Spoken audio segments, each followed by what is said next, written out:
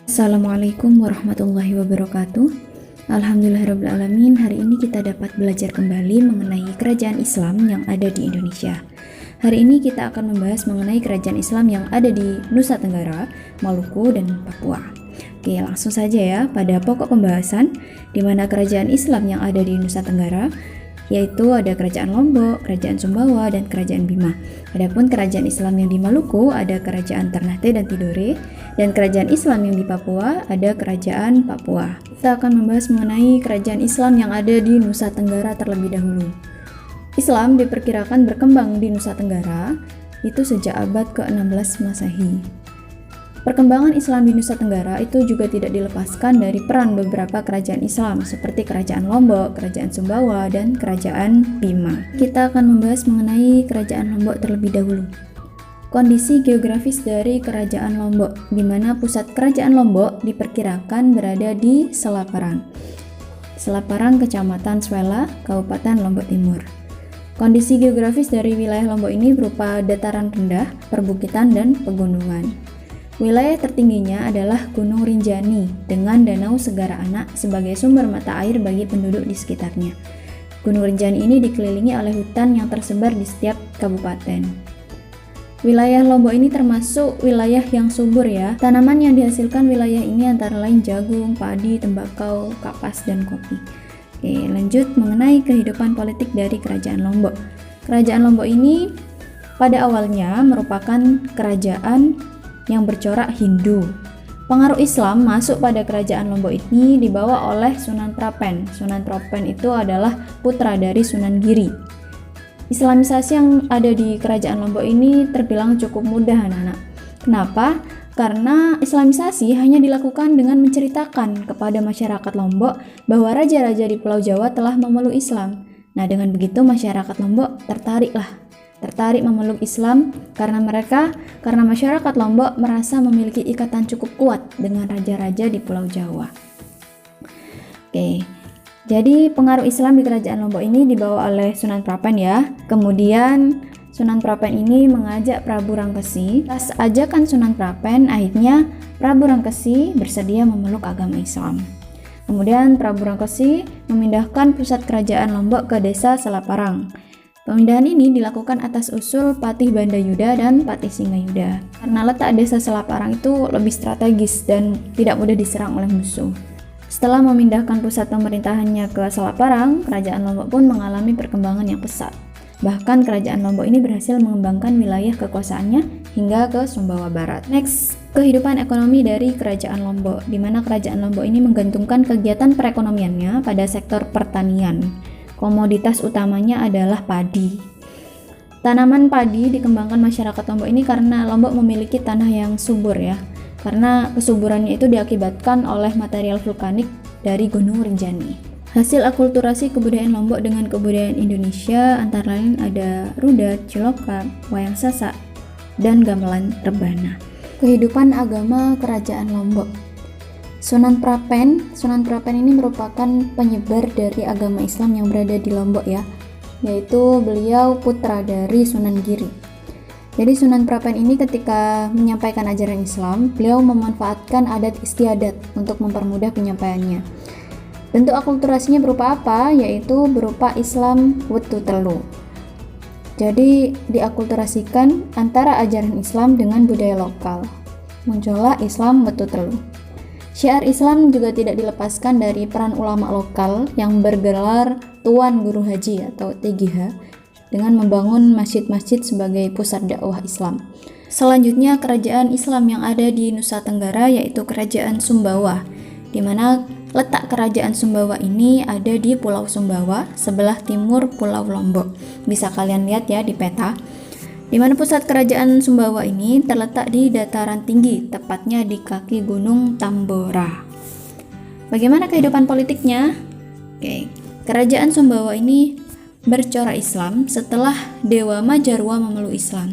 Sebagai kerajaan baru yang bercorak Islam, kerajaan Sumbawa ini mengadakan hubungan dengan kerajaan-kerajaan Islam lain seperti kerajaan Demak, Gorontalo, dan lain-lainnya. Nah, kerjasama itu diperkuat dengan perjanjian perlindungan keamanan. Jadi antara kerajaan Sumbawa dengan kerajaan Gorontalo itu melakukan suatu perjanjian dengan perlindungan keamanan. Nah, dengan perjanjian tersebut, kerajaan Sumbawa berada di bawah perlindungan kerajaan Gorontalo. Setelah Raja Dewa Majarwa wafat, kedudukannya digantikan oleh Mas Goa yang pada saat itu masih menganut agama Hindu. Dari pergantian tahta ini menyebabkan kerajaan Goa campur tangan terhadap kerajaan Sumbawa, sehingga Mas Goa diturunkan paksa sebagai Raja Sumbawa. Kehidupan ekonomi dari kerajaan Sumbawa, di mana kerajaan Sumbawa menitik beratkan perekonomiannya pada kegiatan pertanian lahan kering. Disebut lahan kering karena sebagian besar wilayah Sumbawa ini berupa tanah kering.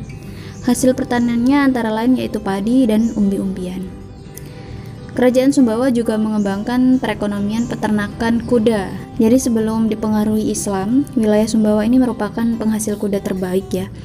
Kemajuan peternakan kuda ini didukung oleh padang rumput yang luas. Komoditas perdagangan yang terkenal adalah madu yang diambil dari alam seperti pegunungan dan hutan. Lanjut kehidupan agama dari kerajaan Sumbawa. Menurut Babat Lombok, islamisasi di Sumbawa ini dilakukan oleh Sunan Prapen ya. Jadi Sunan Prapen itu melanjutkan perjalanan ke Pulau Sumbawa. Melalui Sunan Prapen ini Islam berkembang di Sumbawa. Dalam perkembangannya pun Islam diterima oleh masyarakat Sumbawa.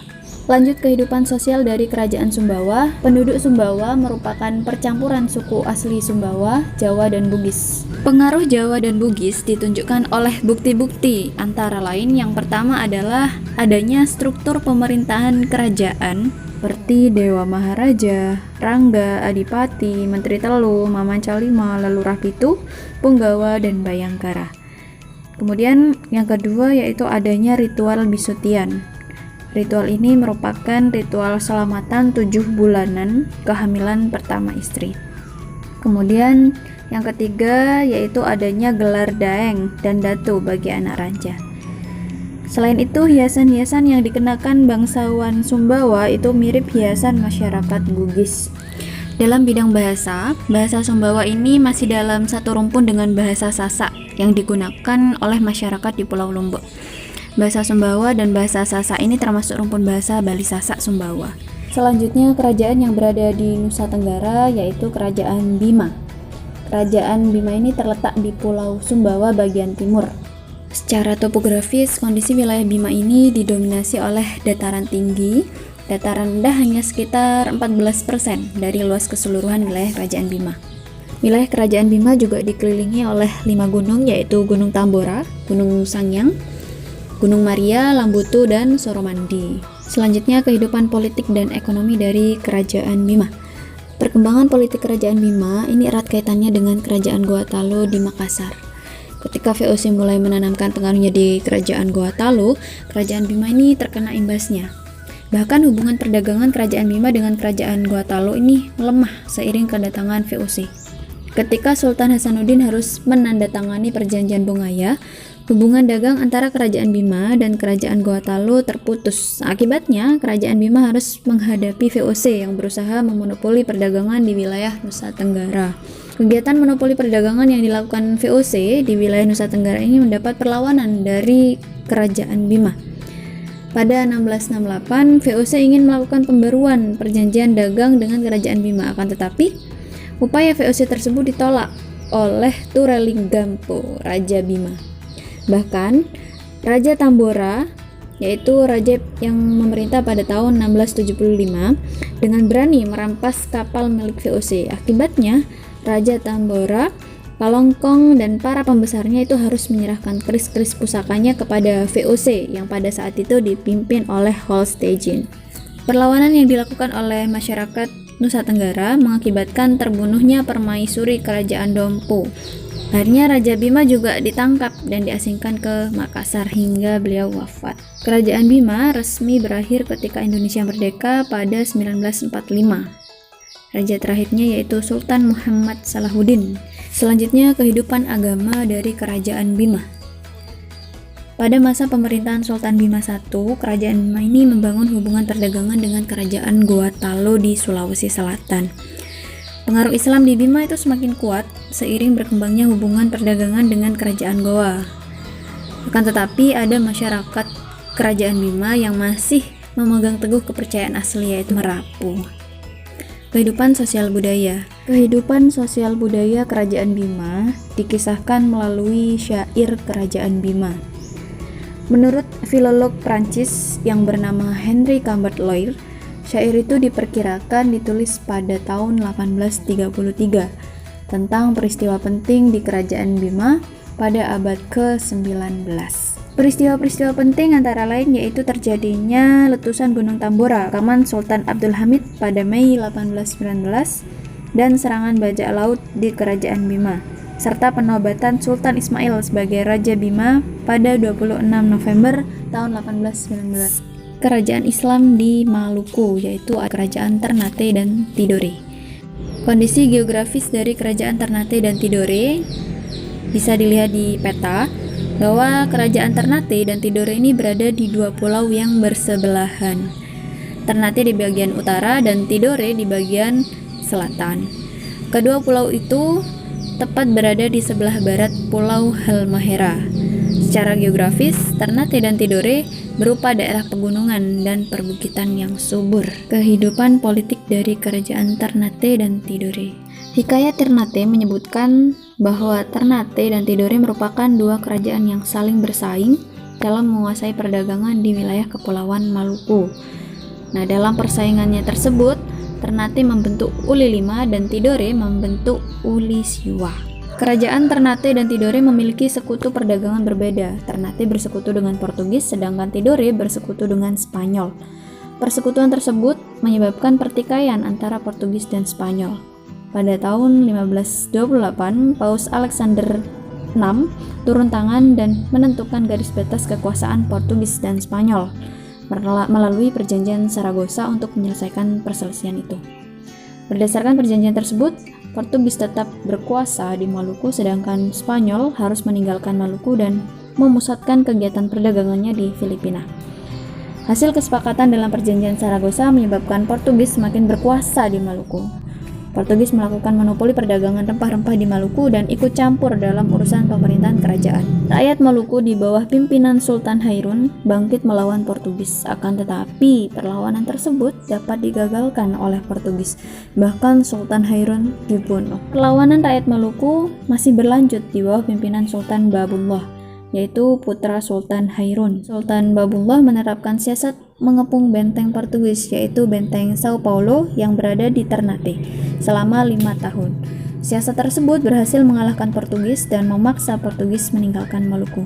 Kehidupan ekonomi dari Kerajaan Ternate dan Tidore, di mana perekonomiannya menitik beratkan pada kegiatan perdagangan rempah-rempah. Ternate dan Tidore berkembang menjadi pelabuhan dagang yang disinggahi kapal-kapal asing seperti dari Eropa, termasuk Portugis dan Spanyol. Komoditas unggulannya yaitu berupa cengkeh dan pala. Kehidupan agama dari Kerajaan Ternate dan Tidore. Sejak abad ke-14, masyarakat Ternate menjalin hubungan dagang dengan pedagang Muslim Arab. Hubungan ini terlihat dari kisah persahabatan Raja Ternate dengan orang-orang Arab yang datang di Maluku untuk menunjukkan cara pembuatan kapal. Pada masa pemerintahan Kalano Marhum, terdapat ulama dari Jawa yang bernama Maulana Hussein yang mengajarkan Islam di Ternate. Ajaran Islam inilah yang pada akhirnya mampu menarik perhatian raja dan keluarganya serta masyarakat Ternate. Pada masa pemerintahan Sultan Zainal Abidin, Islamisasi di Kepulauan Maluku semakin berkembang pesat.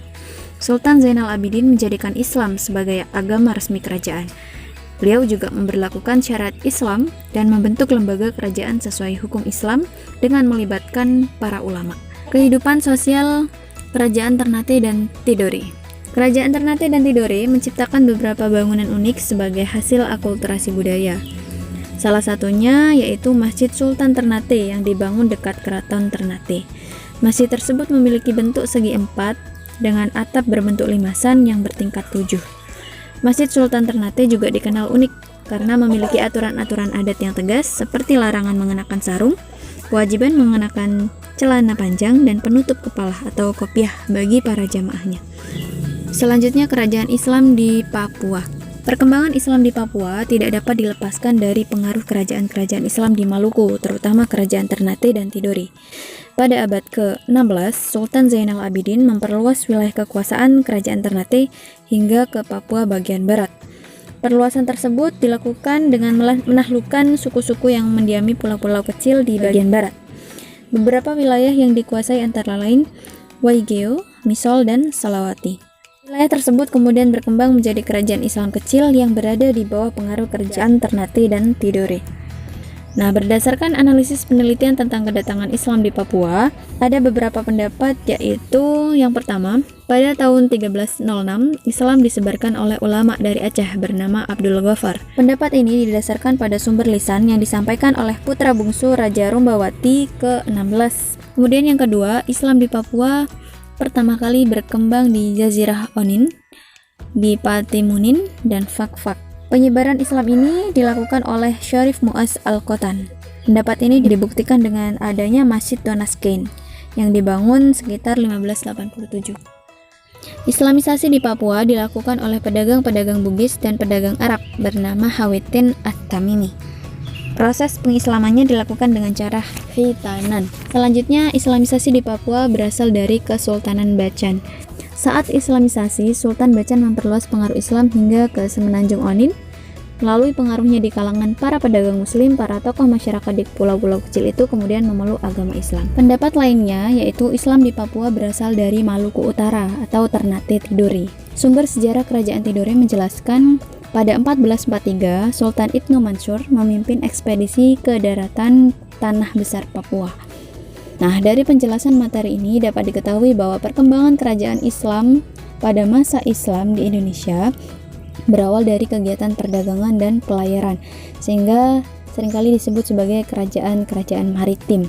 Pada perkembangannya, sistem politik dan pemerintahan, kehidupan ekonomi, sosial, serta kebudayaan kerajaan-kerajaan Islam menggabungkan ajaran Islam dengan tradisi lokal. Nah, dengan demikian ajaran Islam dapat diterima oleh masyarakat setempat dengan mudah. Demikian pembelajaran sejarah Indonesia hari ini, kurang lebihnya mohon maaf. Wabillahi taufiq wal hidayah. Wassalamualaikum warahmatullahi wabarakatuh.